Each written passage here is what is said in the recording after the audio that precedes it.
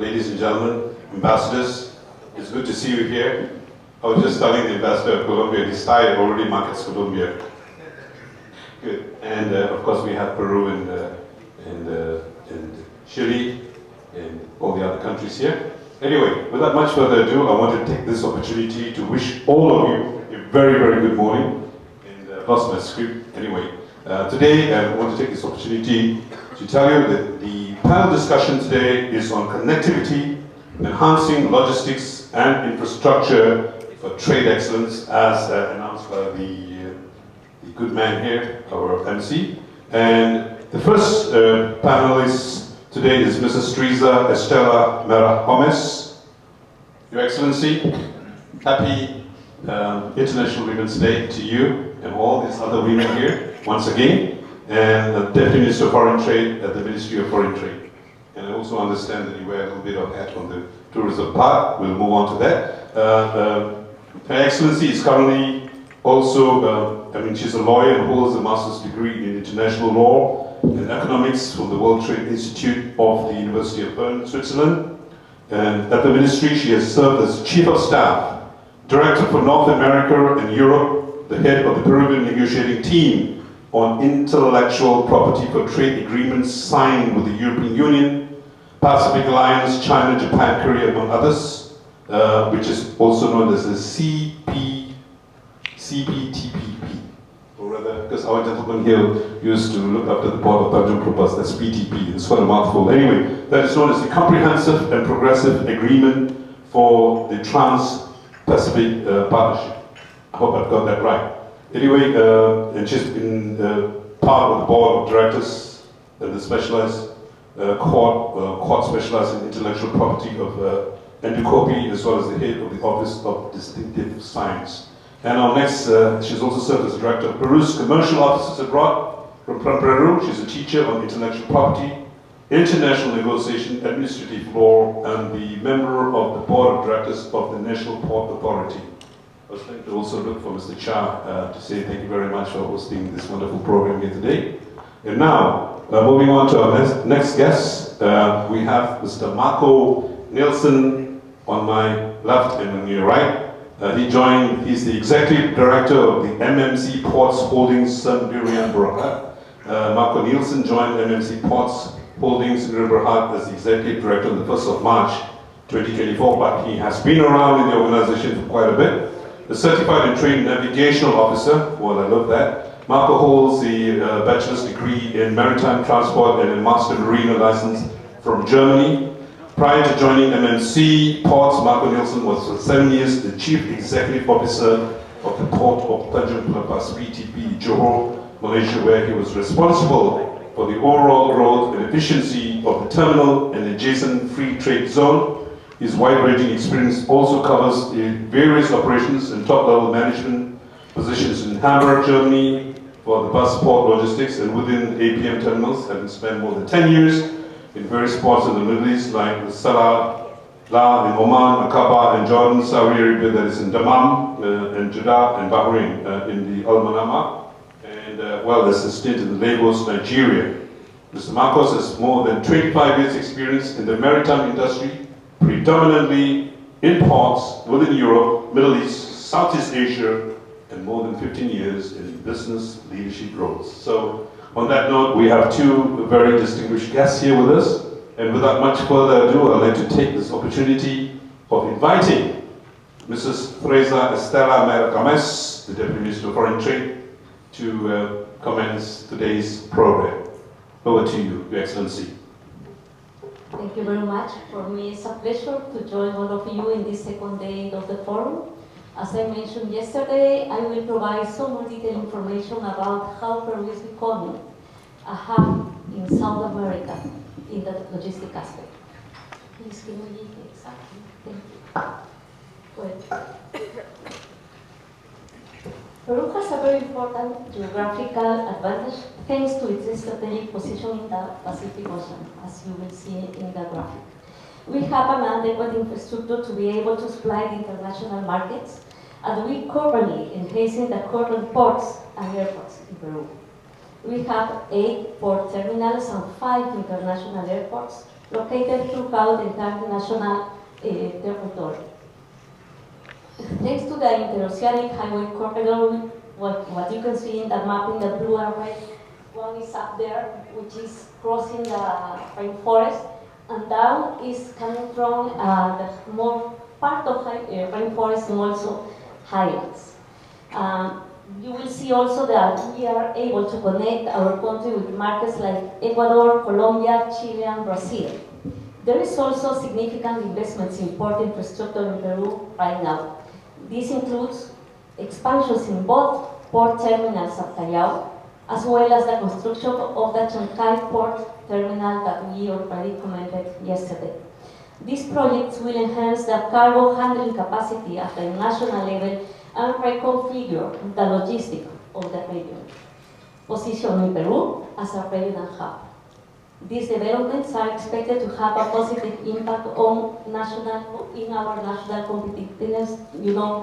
You all know that time is money in international trade. Peru has actively promoted multimodal connectivity. Over recent years, significant progress has been made in enhancing the national and departmental road networks, with both public and private investments directed towards improving the country's roads. This has resulted in a more extensive and capable road network that will be utilized for transporting goods from neighboring countries also. As the Ministry of Foreign Trade and Tourism, we are leading a coordinated work with all stakeholders involved in facilitating foreign trade and enhancing also logistical efficiency to promote and drive programs and initiatives for the digitalization of processes related to foreign trade, as well as optimization and simplification of customs and logistical procedures. This way, the country will become an attractive logistical hub for receiving investments and consolidating international cargo under optimal conditions. Next, please. In this graphic, the logistical routes used by Peruvian products must first make stops at ports in Central America or North America, mainly Manzanillo and Long Beach, where they are transshipped to larger vessels to reach markets in Asia. That takes around 40 days, sometimes a little bit more. The new port of Chancay in Peru is a project that will reshape regional logistics, and its operation will strengthen Peru's strategic position in the Pacific Ocean. It will provide also importers and exporters with a new departure point, offering direct routes to Asia. It will also provide new investment opportunities to the logistics and industrial sectors, which will impact the competitiveness of the foreign trade sector. With the port, it will be possible to receive ships directly from Asia, loaded with over 18,000 TEUs, reducing transit times by 10 to 12 days, allowing Peruvian products to reach markets in Asia in less time, and also not only Peruvian products, but also products from other countries around the region. We also aim to be one of the main connections from China to the countries of the west coast of South America. We know that at this moment, Peruvian exports are arriving to Shanghai, then to Malaysia. Chancay will increase this volume, maybe through quantum port or port plant, reducing constant time for the arrival of our products. Once it begins operations in November this year, it will strengthen national and regional trade and allow us to consolidate our commercial relationships, because we are currently focusing much more in Asia, creating more employment opportunities and contributing to improve economic growth for the involved countries. So that is the new map of the logistics that I would like to share with you, and then maybe next time I'm visiting Malaysia, then maybe you already draft some other lines of connection with the ports in Asia. Thank you very much, Your Excellency. Before we move on to the Q&A that we're going to do in a bit, I would like to hand the floor over to Mr. Marcos. Basically, Mr. Marco Neelsen, who is going to just say a few words about what the MMC port does, his current role, and what does it entail. Over to you, sir. Yeah, thank you. So I don't have a presentation, I will verbalize this a bit. The MMC Port Group here in Malaysia is actually the largest port operator in the country. We have a total of managing 5 ports, which is PTP, in Port of La Paz, down in South Malaysia in Johor, as well as Johor Port. And then we have North Port, there's 2 ports in Port Klang, West Port and North Port. The smaller one, North Port, belongs to the group. Penang Port in the north, and the smaller port Tanjung Puas in Malacca.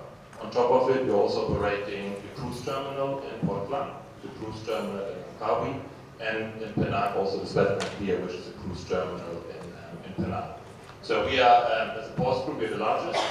And also the portfolio we have is quite diverse. So obviously there's a lot of container. Taking the port of Tanjung Puas has a throughput of around 10.5 million to 11 million container per annum. So it's also in competition with Singapore. It's a terminal which has been built just 20 years ago. So the first ships was operated there in the year 2000. On the other hand, we have Northport, which is a port which is well over 100 years old. And it's a diverse port where we do not only container, but we also do general cargo, bulk cargo, ro-ro. Penang, for example, I mentioned cruise industry, quite important for Penang. Johor Port is the largest palm oil export terminal in the world, and does also other liquid exports. So it's we are a very diverse group, and we have, let's say, a lot of understanding of different trades and also of trade enablers. Thank you. Thank you very much. That's quite a business acumen that your group has accumulated. Anyway, Your Excellency, how long did it take you to fly to Kuala Lumpur? 34 hours. Oh my God. 34 hours. That's quite the journey. I had a colleague of mine who used to serve in Chile, and I said we need to work at some work. Anyway, Mr. Marco, do you do any shipments to the South American region through your port? Yeah. I mean, we as a port, especially when we talk about the container side, we don't have so much insights what kind of cargo is in there. But we have through especially Port Tanjung Pass, which is pretty much global connected. We have, of course, connections to Latin America, East Coast as West Coast. West Coast, as we saw on the map, it goes straight over the Pacific, and then through China coming into the Malacca Strait. East Coast Latin America is very typical to get it actually, I just wanted to say through the Suez Canal, which is these days not true anymore. But in theory, it will go through the Suez Canal, and then you normally transit it one more time in Strait of Gibraltar, where you have Algeciras, Tangier, Morocco, Algeciras, Spain. Or also Dato in Italy. There are large transit hubs where cargo then connects either to Latin Central America as well as down to West Africa. So overall, I would say Southeast Asia is relatively well connected to Latin America, East Coast as well as West Coast. Okay. Today we were looking at the key word here, connectivity. I mean, in any business, if you want to get your goods from A to B to C, A to D, logistic plays an important role. Right now, Your Excellency, I want to pose this question to you. Like you just showed us about some of the other, through your presentation, that Peru also seems very, very connected in terms of your logistics hub. So I wanted to find out, what are your expansion plans to basically get people like Marco to deal with your country? I know a lot of shipping boys, they ship out a lot of stuff, I also had a friend I said hi to from the customs department this morning, and like I said, containers move at the speed, very fast. And how fast is clearance in Peru ports at the moment? That is a very relevant question because working on connectivity is not only related to building ports or highways or this kind of issues, but also to ensure that procedure related to foreign trade should be adequate in time and also as simple as possible, because we always say that reiterate in trade, time is money. So that's why now we are working very hard to improve also these elements, because we are preparing for what is coming very, very hard and in very different aspects. In that sense, we are working with our electronic platforms to facilitate and to become in an electronic format most of the procedures we have in our procedures. We also have a single window, which is now working with port community systems to be included there and to facilitate and to get this goal. It's relevant to say that this single windows is continuously improved, because there are new demands and there are new conditions for the export products that we are taking care of. That's one of the things that we are working on. So basically, your customs documentation and processing, bill of lading, everything. I know this is always handled by the shipping boys, but as a country, you want to see that single window implemented so that there is the delay aspect of it. I mean, when exporters export this stuff, the goods, everybody wants the client on the other side to get the goods on a very timely basis. But the single window is already enforced. It's working. What we are doing now is just improving. What is becoming new is the port community system, which is a different tool that we add much more dynamics to our internal procedures. In that sense, we work very closely with our customs authority, because they are the core of these issues. I want to pose the next question to Mr. Marco Neelsen. What role do public-private partnerships play in enhancing infrastructure development, trade, and how can they be effectively be implemented? I think private-public partnerships, especially in our port sector, and when we talk about global trade, I mean, yes, we have also air freight, we have also railway and so on, but at the end of the day, 90% plus of the goods are shipped on vessels, on conventional vessels, container ships around the world. So if you purely talk about quantity of goods, it's ports, ports and ships which do the trade. Right? So we need to understand that. That's why, let's say, ports are so important. And what we could see, and I think Malaysia is there, I think one of the very positive prime examples. When I mentioned our portfolio of ports, we had Botanic Pillar Pass built a greenfield port from really village site, a kampung site, where it was before a fishing village, is now the 15th largest container port in the world in less than 25 years. And on the other hand, there's ports like Northport, more than 100 years old, Penang Port, which were before run by the government, where the government through UCAS has then decided we want to privatize them. So ports are trade enablers. Ports unlock opportunities, and ports making sure that trade can happen. And these PPPs, and not only Malaysia is an example, you can go to other, I think Africa is a super interesting continent where PPPs have unlocked a lot of opportunities, not only for the country we're supporting, but also for neighboring countries, especially landlocked countries. Because landlocked countries do not have a direct access. And for them it's very important to have partner countries where they have a proper trade system to get their goods also to markets. So that's I think, what worked very well in Malaysia. So they privatized ports. They're saying, look, we understand that the private hand is more competitive. It's a different role than the government or the administration has to do. But at the same time, and run myself PPP for 7 years, at the same time we're also governed by the government. So we can't do Wild West, we can't do whatever we want. So also we have KPIs. We have KPIs also from our stakeholders in the country, being the freight forwarders, being the manufacturing association, being the haulage association, to say how quick can we turn around a container in the port? What kind of data are you able to provide to us? So we are part of the ecosystem, but at the end, let's say we have the money and we have the investment, and of course we have an interest to be efficient because we also want to earn returns. So, and that's really a system when we talk about trade, really works well. And if you look, just to give you a very interesting example, so when you look at Malaysia, you wouldn't think of it, but it's a typical example of how a PPP or how an efficient port actually unlocks opportunities.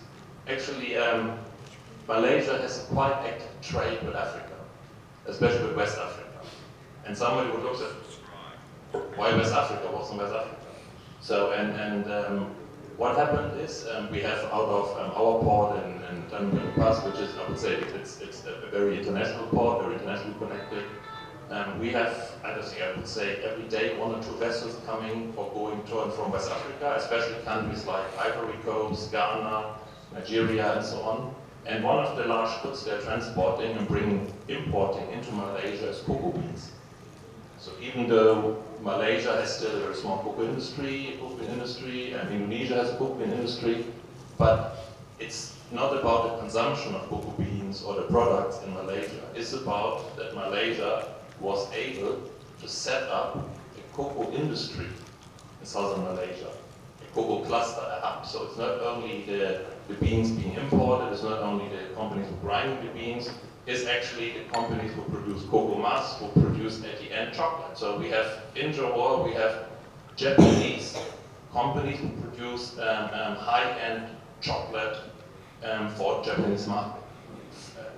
Produced in Malaysia, raw materials from Malaysia, commodities from West Africa. So, and that creates a lot of jobs.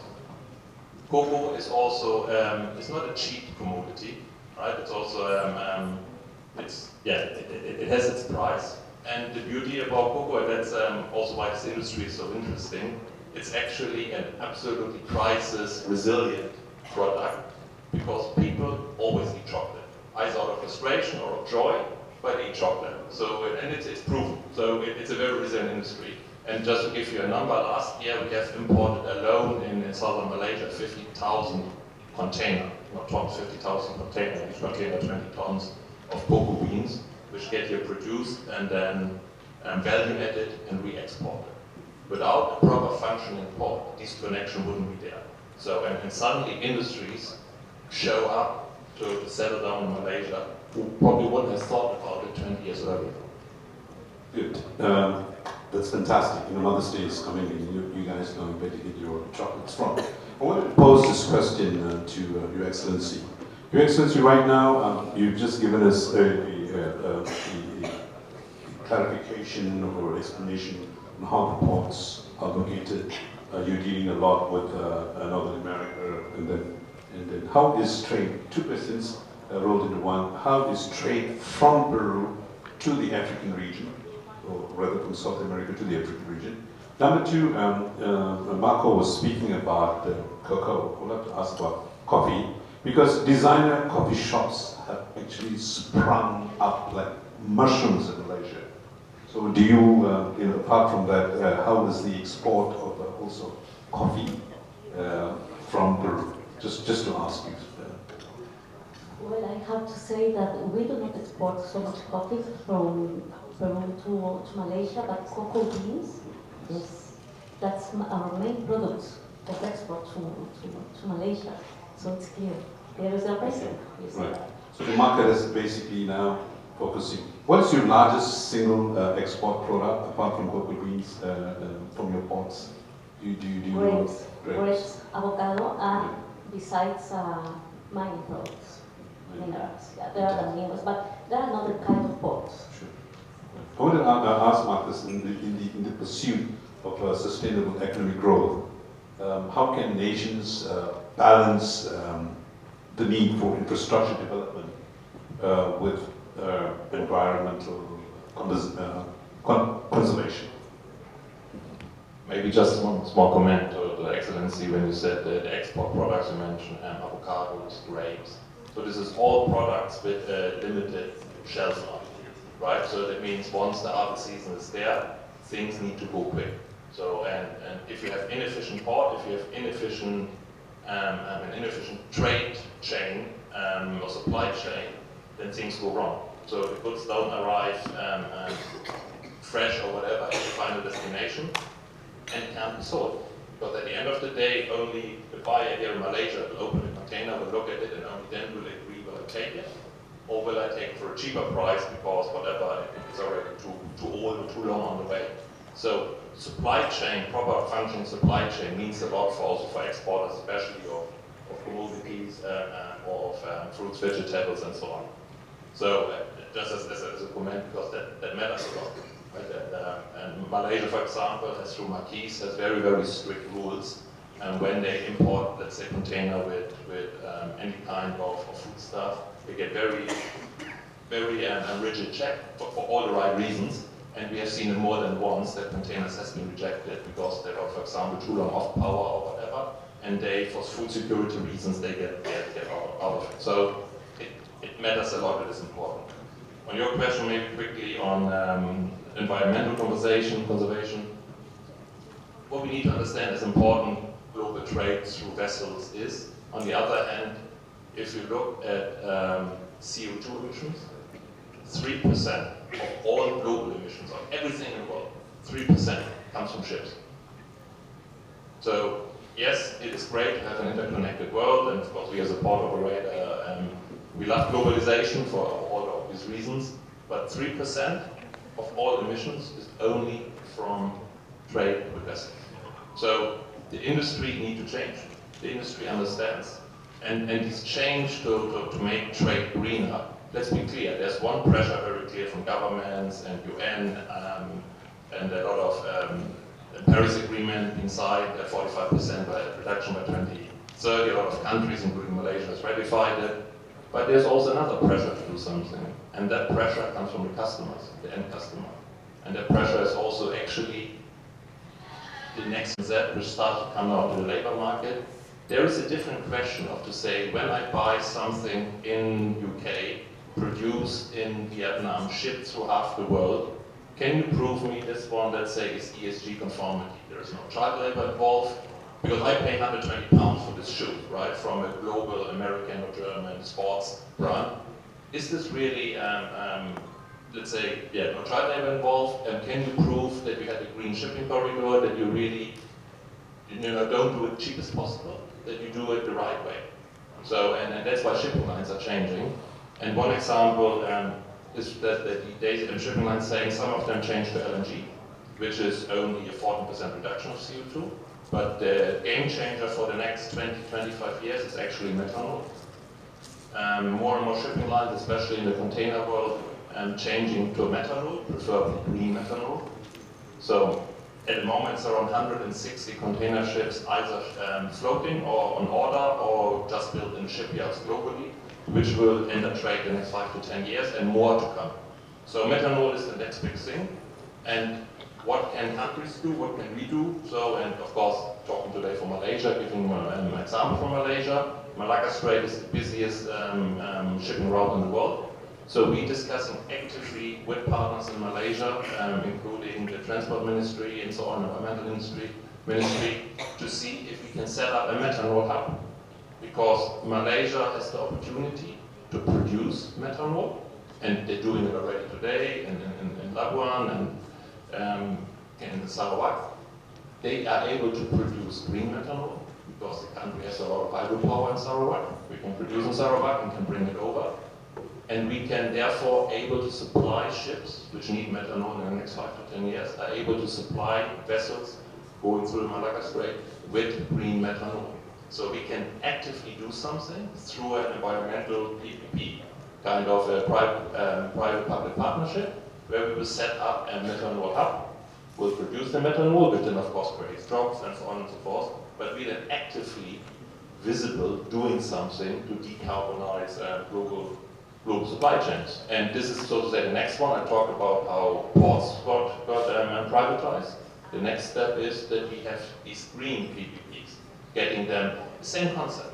The government need to set up a framework, the government need to make sure how do we operate and how do we make it happen, but then put private investors, specialists on board and make sure they do the work. So, and I think it was successful in privatizing ports. Now it's the next step that we need to go into environmental solutions and also in PPPs working together and make it happen. Okay, the next question. I would like to pose to Your Excellency. Right now, MNC is basically taken on a major role as you're privatized, you're running quite a number of ports. Your Excellency, how is it? What's the scenario in Peru today for the infrastructure for trade excellence? Are you open to foreign investment coming in to participate in some of your port operations, etc., etc.? Thank you for the question, but before answering, I just would like to comment for what already mentioned about the time. We are aware of that. That's why we are very happy to have the opportunity on the basis of the Shanghai port to reduce transit for 10 or 12 days. Yes, and also in addition to that, we are just start to talk with the producers to change also the products they are offering to work on more value-add products, even frozen or canned products. And also, I already heard about that problem that the anti-trades are being faced by the vessel because they were asking in particular by the European Union to see how are they going to do to reduce the consumption of. I must say, you have in your presentation something very, very important, where you actually, when you presented your report, you said vessels of the size of 18,000 TU can sail into this port. Because today, the ports in Callao can't have this size of vessels, but in the future, having this big size of vessels, you can, and I agree, you have then suddenly direct connections between Callao, the Shanghai coast of Peru and then East Asia and Southeast Asia. It not only reduces transit times, but it makes then your country also more interesting for potential investors to set up factories, export factories or import factories there. So because you have suddenly a much more interesting transit time. Yes, precisely that's what we are looking for. In addition to the port, we are renewing our law for free trade zones. That will be also an important element in addition to the 22 free trade agreements that we have with 58 countries, but also companies that invest in Peru can go to another country using the benefit we already have with the free trade agreements. Yes. Regarding the ports, since many years ago, we started that privatization process. In fact, Shanghai is a private port. That's in the investment, share investment with a Chinese company and a Peruvian company. So that's a private port giving a public service. The other ports, most of them are also privatized or concessions, annual concession, and it's clear for us that that was part of the key issue that they quickly were modernized and they are much more competitive. The government, the state only, we have reduced very much the size of the state enterprise of ports, in particular to the zones where are quite far. But even there, we are working now, in particular in the map I show you there are places where we're very close to the frontier with Bolivia, Colombia, which are quite far, and then we maintain some of those ports there. But even that now, we are working with them to see how are we going to promote private ports also there, because the response is clear. As at least from our experience, the government is not able to do much better with the private investors, and we are giving them all the certainties, all the legal certainties for investments. So no discrimination, discriminatory treatment among others. Well, Callao is a prime example, right? I mean, DP World and Asian Terminals, I know both of them have invested heavily in. I worked before with Asian Terminals, so I was close to the story in Callao and friends of mine work there. Yes. It's a really, really positive turnaround story. Absolutely, and now they are improving the ports because they know that China is coming. They should continue being attractive for the vessels. Competition works perfectly. Your Excellency, you mentioned the transit point. Just to take your attention, we're looking at between 10 and 12 days transit in Asia. That's a very competitive time frame that you have. Are there plans to increase or basically shorten the transit points? Would you like to comment on that before I pose the next question to Mr. Marco? Well, we are, as I mentioned, in addition to that, we are working internally to improve our processes and also the infrastructure to go much closer and faster to the port, Sure. to the ports and the sea. I would like to open up some questions to the floor in a bit. I just want to clear just another couple of questions before. I would like to ask Mr. Marco, can you share examples of successful cases where improved connectivity directly resulted in substantial economic benefits for the nations involved? I think the cocoa bean example was already a good one, but just give me another one. I mean, I worked 7 years in PDP, so obviously I have very little insight.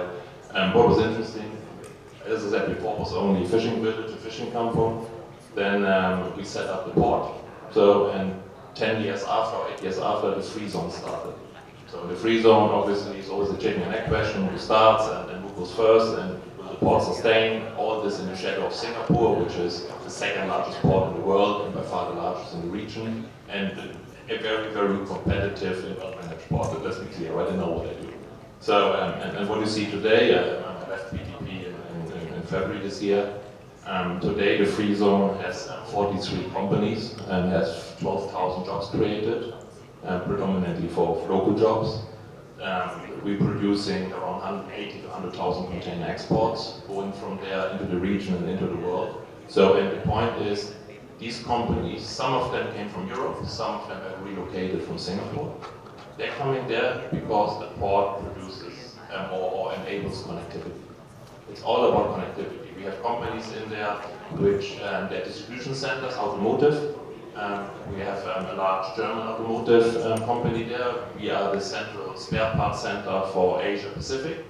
So because they said we are directly connected to Europe, where we get a lot of the spare parts produced, Europe, South Africa, come into PDP, and here they get redistributed into ASEAN, into Australia, New Zealand, where we have also almost daily ships going out. So they said the connectivity and the ease of doing business made the change to bring, so to say, and relocate and grow their spare parts center in PDP. So that's, I think, very, very good examples where we created jobs in the country.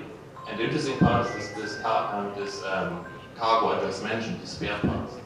They get produced in Europe and they get consumed in Thailand, Indonesia, Australia, wherever.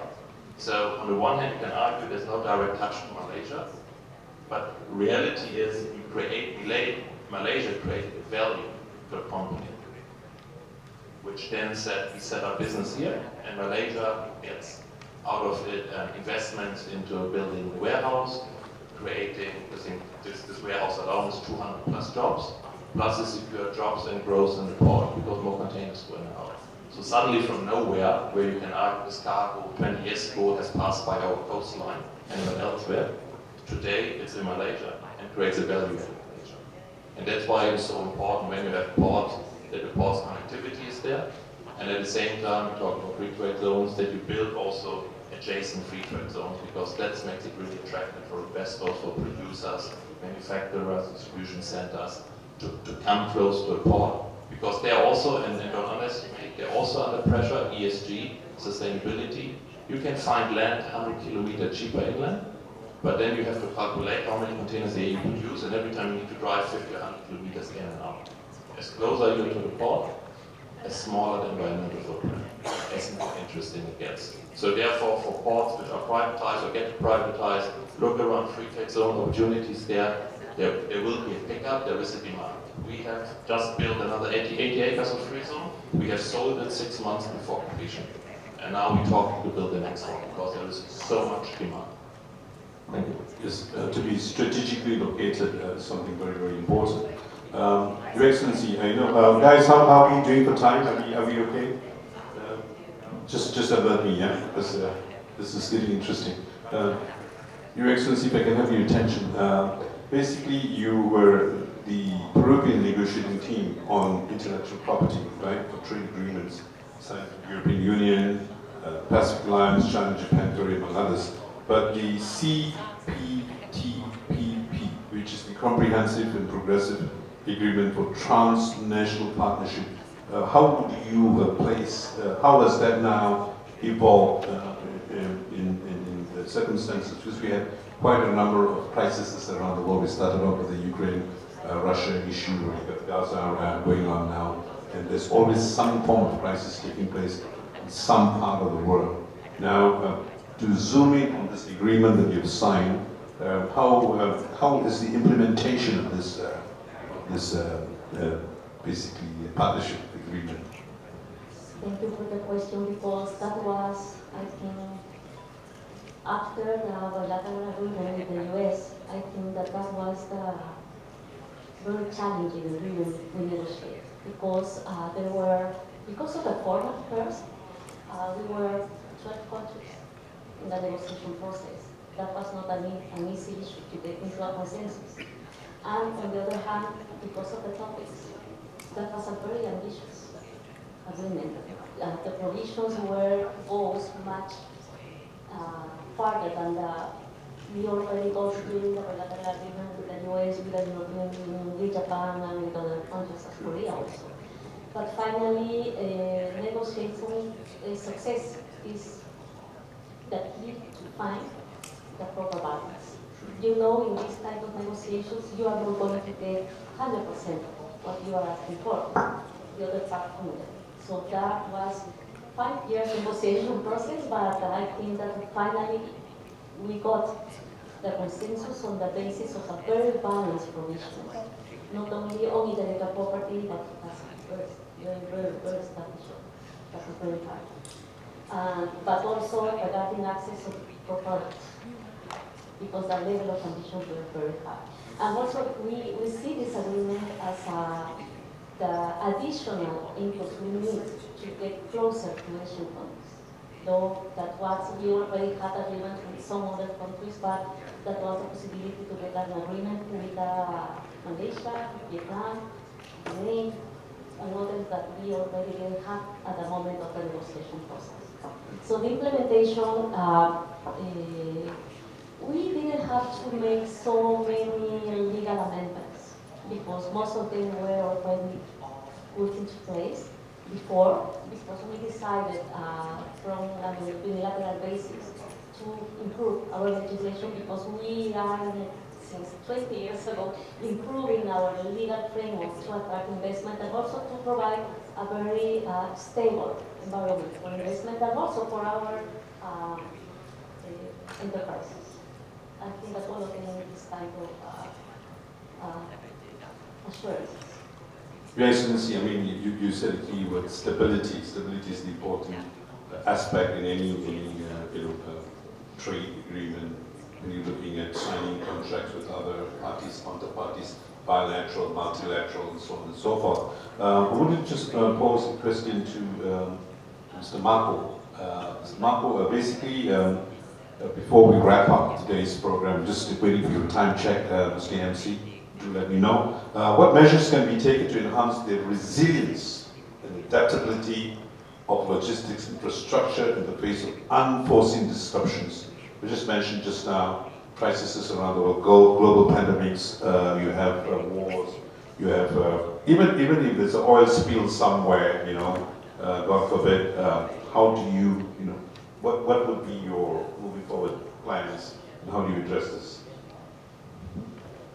I think it's maybe interesting to look at what happened the last couple of years. We had COVID, where we had the so-called global supply chain crisis, and now recently we have the Gaza conflict, which led into diversion of a lot of trade lanes. We are not going anymore through the Red Sea and the Suez Canal going around Africa, Cape of Good Hope. So if you look at both of them, actually completely different reasoning. What happened? So, and what is interesting if you look at COVID, when we look at it, yes, there was disruptions, which is one part of it, but interestingly across the globe, and I think also this counts for a lot of the countries the ambassadors we have in here today, I think you try to keep your ports and logistics centers as much as possible open.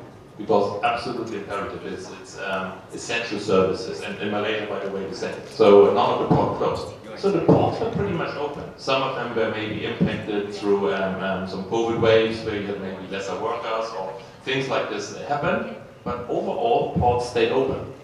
So, but why we still had this massive supply chain disruption?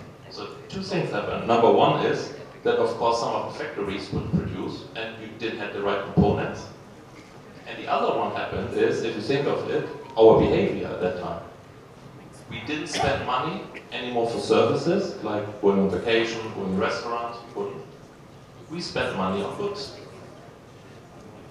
So, and these goods needed to be shipped. That means there was suddenly an absolutely unprepared, unexpected pressure on supply chains. And all the supply chains the last 20, 30, 40 years were built upon one principle. Just in time. And at that moment, you put really pressure on the supply chains, where this, let's say, this massive order happened. I think home improvement shops in the USA, they exploded because everybody decided, okay, can't go on vacation, let's repair the roof, right? So, or now redo the gardening or whatever. So people had the money, they spent it on goods, and that was, let's say, what really put let's say, a lot of pressure on supply chains. So what, and Gaza, completely different. Actually, since due to the inflation and all the Ukraine war and so on, what we see is that people spend less. But now we have the issue that suddenly ships have to divert 14 days extra. So a supply, and on the main East-West trade, and when we talk Asia-Europe trade, a lot of cargo also to the East Coast, Latin and Central America, goes through the Suez Canal, goes to the Mediterranean. Get consolidated and then get shipped out. So that means it's a global impact. Completely different reasoning, but problem. And when you say, well, but ships now have to go through Africa, does it not make sense just hop over to Latin America? Two reasons. Number one, these very large vessels between Asia and Europe, they wouldn't fit in most of the ports you have on the East Coast and Latin America. Therefore, I'm so happy when you say you build a port of 18,000 TEU ships. They wouldn't fit in there. And of course, the cargo they have on board is maybe only 30% for Latin America. The other 70% is for North and Central Europe or for West Africa. So that means two things happen out of it. Number one is that just in time is changing into what they call just in case. So because you need to prepare the supply chains differently. Because I think we're going into, and you're a politician, we're going into an era where we should expect more disruptions, political disruptions. And I hope I'm fundamentally wrong, but I fear not. The second part is climate change. The amount of delays we have seen on the Chinese coast, which is still the #1 exporter in the world, the amount of delays we have seen due to weather-related impact, nothing to do with COVID. So when people say, oh, COVID closed and so on, a lot of this closure was related to weather. I sailed myself before, and I have friends which are still active captains there, right? They were staying 4, 5, 6 days in Ningbo, Shanghai because of typhoons, because of heavy fog. They couldn't get in and out. So these climate change, it's not a hoax, it's happening. And it happens also on coastlines which are very important. Like Chinese coastline, ports like Ningbo, Shanghai, Yantian, and so on, which are super important for global supply chains. So, what is the solution to it? One is what they call just in case.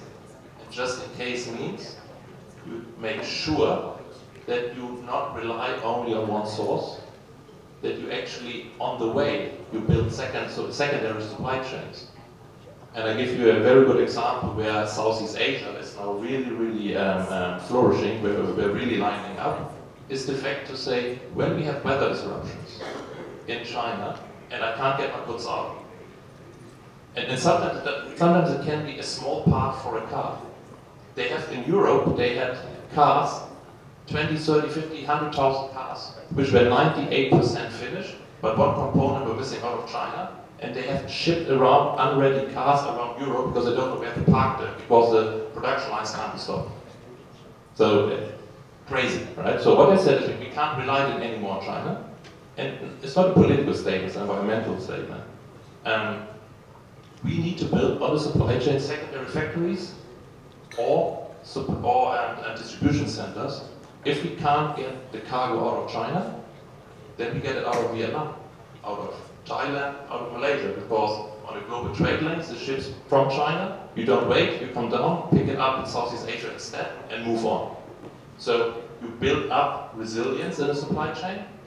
The second thing what you do, that's when ports come into the game, is actually ports start to have to get an important role as what they call shock absorbers.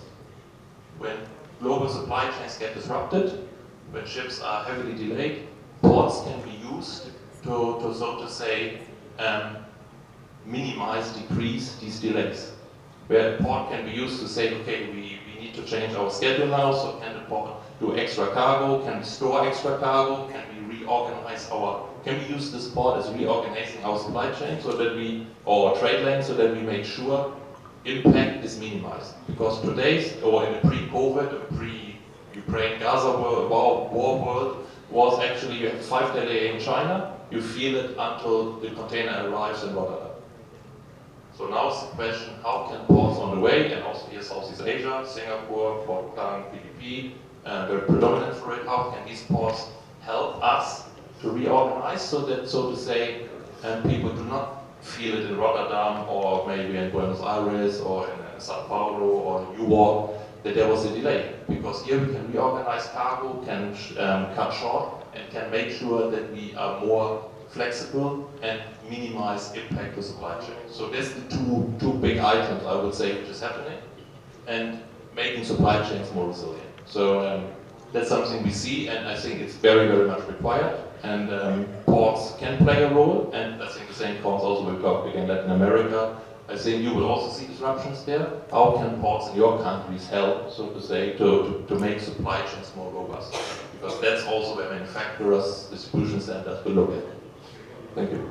Thank you, Mr. Malcolm. I think we've come to the end of our discussion. Time-wise, are we good? Are we wrapping up? Okay. Just to do a big wrap-up, if any of you have got any questions, if you are not able to pose it to the panelists today, the ambassadors are all here. They're at your service. They're here to talk about what you need to address. Have direct consultation. There's also going to be a lot of networking you guys need to do over lunch. I apologize to our Muslim friends. Today I know it's all a prayer time, minta maaf, musafir to a certain extent. But anyway, what I wanted to say is that two keywords are discussed today, just in time, just in case. And chance always prefers the prepared mind. But we can't predict crises. It just happens. Sometimes political watchers, they know that something's brewing in this part of the world or that part of the world, and it plays a very important role. And I think COVID, we've learned a lot of things. We did learn a lot about SARS, but we talk about the new buzzword today, that is AI, artificial intelligence. How will that bring about a better world? Just a quick, maybe Your Excellency would like to answer that. We are very confident that will be a better world. I know that there are some concerns about that, but I think that we will be practically able to deal with that. In our country, we are trying to get much more information to implement central measures based on that. For me, that's Marco, are we up the road in terms of AI, where port management or port facilitation is concerned? Yeah, I think it's a must to get it into terminals, because one thing we need to do, with just what I described with pressure on supply chains and so on, we need to be much better also in exchanging data. So we need to be also over borders or beyond borders. We need to communicate. We need to, if you talk about globalization, we also need to have a data globalization, and we make sure we're working differently together. We talked about port community systems and so on. But all the port community system, the question is ports community systems. How do we make sure that also Port in Callao has communication with other ports around in the region? Because that's where ships fall, where they not port one specific port, they port a trade lane. So, and we need to make sure that through AI and so on, maybe trade lanes can better connected, can predict what will happen. So when there is a storm somewhere or a closure or whatever, how can AI help to predict what will happen? And how can we then, so to say, find solutions to it to minimize any impact to supply chains? And in your case, talk again maybe as a closing, and to round up the circle, when we talk about short shelf life products, like for example fruits and vegetables, having a 5-day delay due to weather, it's a massive impact, commercial impact. Same is if a positive impact when you suddenly can sell directly and save 10, 12 days on the trade lane. That means the trades can be 2 weeks longer in the supermarket. Means this cargo has a higher value than it had before. So it makes a massive difference. Thank you. So on that note, Your Excellency, yes, I will. I would like to add something that I was forgetting to mention is that, for instance, a clear example that we are using data artificial intelligence is that we are working on a risk system. We will reduce the time of analysis of information by our customs officials. So we are getting this with the Swiss cooperation. And what that means, this system means that on the basis of that information that was already registered by the officials, they are going to identify which of these products are going to go by the red channel, green channel, or yellow channel, reducing time. And regarding the comment you already mentioned, the pro-community systems that we are working now, first we are going to ensure that there is that level of information and exchange of information amongst the national ports first, and then with our labels. In fact, we are preparing an issue to Chile, to the port of San Antonio, precisely to work in this kind of. Thank you, Your Excellency. There you go. There you have it, ladies and gentlemen, Your Excellencies. Connectivity, enhancing logistics and infrastructure for trade excellence. I think if we didn't have a time zone, we would continue the discussion till the end of the day. But nevertheless, I want to just say a big thank you to ISI for putting all this together. This is something very, very important. Like I said, sometimes you go into a convention, you go to a place and they say, you bump into somebody, oh my God, the world is getting smaller. I just don't know. So, like I said, with this connectivity, the world is actually smaller. You want to go from zero to hero in a short space of time, and that's why this industry is still, no matter what, I think this is actually a crisis-resilient industry. The only thing what Marcus and Your Excellency you mentioned is that how do we reduce time so that everything, because everything is right now, they want to order food, they just go out and it's delivered. So it's all about delivery systems. So on that note, ladies and gentlemen, if you have 1 or 2 questions, I would like to ask the floor. The gentleman over there, can someone pass the mic to you? Please introduce yourself and what's your question? Yeah. You can come forward, the next person, line up so that we wrap this up, chop.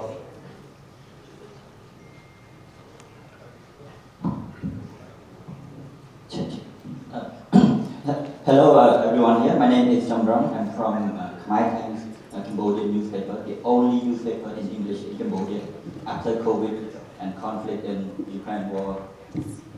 Okay, let's come back to the question. I have asked 2 days and I'm sorry about this, but it's very important for Cambodia because I see that Malaysia last year, they have ranked as the number 26 worldwide in infrastructure. And Cambodia last 2 weeks, we ranked 115. It's very long. And our government injected 4 billion last 2 weeks to boost the development of the infrastructure. Can you share on how to effectively implement or develop this infrastructure? Because even you put a lot of money, if you use it in the wrong way, it's just like throwing the salt in the river. Nothing comes. So can you please share just a few minutes? It's really meaningful for our people. Thank you, Bori. We talk about infrastructure, we talk about connectivity, but with Marco or Your Excellency, you would like to address that. Basically, what you would like to know is that, are you talking about infrastructure for ports, or are you talking about infrastructure per se across the board? In general, so because we call it a transportation and logistics master plan for the next 10 years. So it's all road, bridge, sky train, whatever we don't have yet. So we are going to do these things, and we want to have your All right. I think Marco will address that. I think we're all praying for lunch, so, and this is a question, it will probably run us for dinner. So, I think you can meet up here. We'll not go that far, but maybe let me just say two words to it. Number one is, when the government wants to spend the money, I think it just discussed the right thing to do. Again, get private investors on board. Great example, Malaysia, Peru, Callao, we just talked about a great example. So get people in who know how to build ports, how to run ports, get people who know how to run railways, run free zones, run distribution centers. Get the right people in. And at the same time, we need to make sure that the government puts the right framework, the legal framework in place. So both sides need to work, because you can't let the private sector go loose, because that doesn't serve the purpose, but at the same time, do not restrict the people who know how to run a port or who know how to run a logistics center. So I would say in a very, very short answer, I think you need to have these 2-3 ingredients, and otherwise, yeah, there is a risk that the money is may not put best useful for the purpose. Thank you, Marco. The key word here, I mean, I know I'm not supposed to say this, is integrity.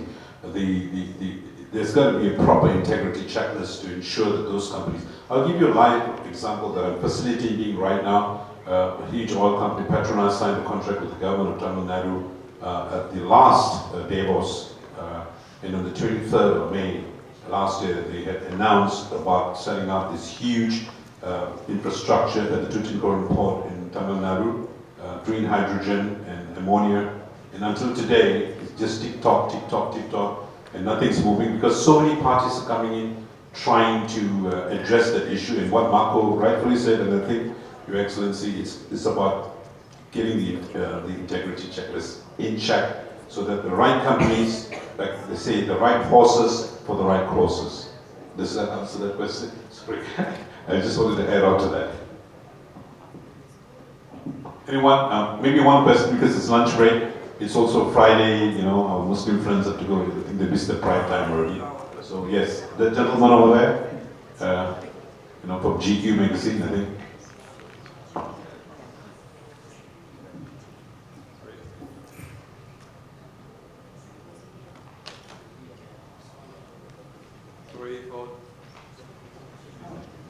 Delaying your lunchtime, sorry, just one very simple question. I'm from a local manufacturing company. This simple question is for Mr. Marco. Clark Canal, proposed by the Thai government, right? Do we foresee that it will divert shipping traffic to our ports? And do we foresee that it will increase our inbound and outbound freight costs? And how do we counter this project is realized in the future? Thank you. That's a heavy one before lunch. I need to be careful that I'm not go too political about it, but maybe can we agree that I share a more or less personal opinion on this? And I would say I do not see the Kraka Canal, or it's not a canal anymore, it's a land bridge. Very important, right? We don't build a canal, we build a land bridge there. I do not see this in any shape or form as a threat to the Malaysian market. Will something change around, let's say, a Malaysian-Thai border? Of course, there could be effects, but so Kedah and so on, but I do not see in any shape or form that it will have a large impact. I give you just 2-3 reasons why I make that statement. Number one is, it's a land bridge, so that means large vessels, 18,000 TEU ships we talk. So the ship like comes from Peru, for example, goes 20 days over the Pacific. So and then it will go on the west coast, on the east coast of Thailand, and offloads the ship, moves the cargo to the other side on trucks and rail, and then unloads it again. So the ship which is 20 days over the Pacific will save 2.5 days going around the Malacca Strait. That doesn't make sense. Secondly, how much risk you have when you have to offload the container, put it on a different transport medium, transport it 60-80 kilometers, then take it on again, put it on another ship. There's also purely a risk in the supply chain, right? Something can go wrong. It's still the safest when it's on the ship. And last but not least, when we take the trade from the other side, you come from East Coast, Latin America, US, going through the Suez Canal, coming, so to say, from India, Sri Lanka towards Thailand. And if you offload ships at the Kra land bridge, and ships don't go around the Malacca Strait, what is then below that, let's say, from Thailand south? There is a market of 500 million people. Why do you want to cut out entire Indonesia? So much cargo on these ships going to Klang, to PDP, and to Singapore. They serve in Australia, New Zealand, and the entire Indonesia. So why do you want to cut this short? That doesn't make sense. So, and then you go to the land bridge, you offload cargo to China there, and then half-empty ship goes down to Singapore, PDP, or Port Klang, and offloads the rest, which gets into Jakarta, Surabaya, Sydney, Melbourne, and so on. You see, I mean, logistically, it doesn't make sense to do it. So therefore, I must say, I could see some very, very local effects around where this land bridge will be built, but I don't see it as a commercial project, I do see it as a political project, but that's a different story. Thank you. Absolutely, I would like to concur, but I don't want to make a political statement, otherwise some SB guys will pick me up. Anyway, the moral of the story here is that like all good things must come to an end. This discussion we'd like to wrap up. Sorry for the delay, but anyway, I hope you guys are having a great time here.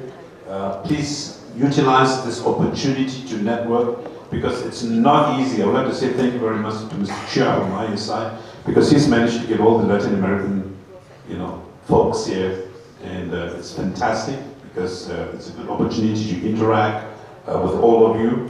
And on that note, I would like to bring this to an end. The aircraft is now landing. Ladies and gentlemen, this is your captain speaking. We're now landing at the airport. Anyway, have a wonderful lunch.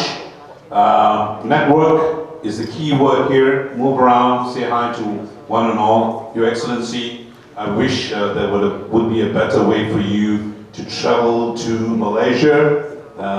We've got a fantastic, those days I used to say terima kasih. Right now, I like to say bakute, right? So, that's a key word now in Malaysia. You'll know about it when I speak to you about lunch. Anyway, Marco, welcome on board in your new capacity. Regards to Tan Sri Said Mokhtar for bringing a fantastic person on board. Thank you very much. And see you soon, ladies and gentlemen. Thank you very much. All right, thank you so much.